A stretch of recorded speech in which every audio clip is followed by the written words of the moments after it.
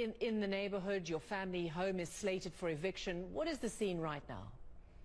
Well, thank you so much for having me. To start, it's not really an eviction. It's forced ethnic displacement, to be accurate, because an eviction implies legal authority. While the Israeli occupation has no legitimate jurisdiction over the eastern parts of occupied Jerusalem under international law, it also implies the presence of a landlord, and certainly these Israeli settlers have not built our homes. They're not our landlords. They don't own our land. And thirdly, eviction does not imply the hundreds and hundreds of heavily armed police and army and settlers colluding, blowing up your doors, throwing your children from your windows, and using brute force to throw you out in the street and assaulting and arrest you should you resist. It doesn't imply the grenades. It doesn't imply the rubber-coated bullets. It's not an eviction. According to the UN and countless politicians and human rights organizations, it could amount to war crimes.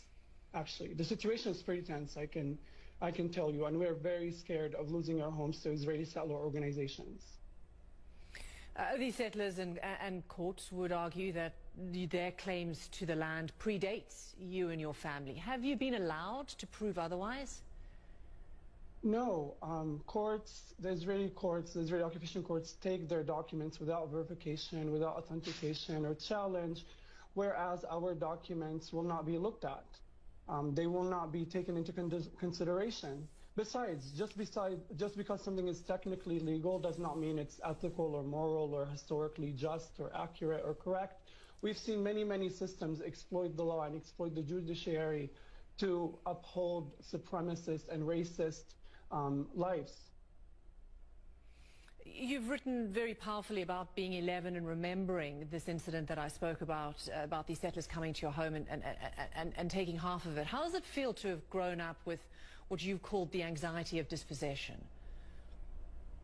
It feels familiar because this is what every Palestinian feels like under the crushing fangs of Israeli colonialism in Palestine. My grandmother was thrown out of her home in 1948 in Haifa, and she was thrown out again in 1967 and again in 2009 when Israeli settler organizations colluding with the Israeli state took over half of our home.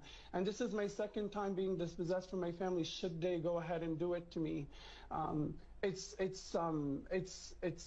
It's scary, but it also has a name. It's settler colonialism, and it's apartheid, and it's the fact that these settler organizations are working together with the state to exploit the law to dispossess Palestinians. What would you like from the international community? There has been a response by many to the situation your family is in right now.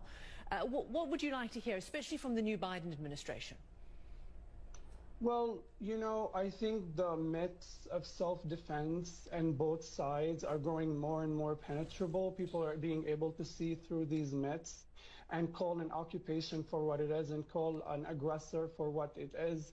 And this is what we're going under, where we're facing in Sheikh Jarrah, in Jerusalem, in the Gaza Strip, in Lid, is colonial violence. And it's only allowed because both the state and the settlers know they have impunity. The settlers are emboldened by an apartheid state that allows them to open carry in Palestinian neighborhoods.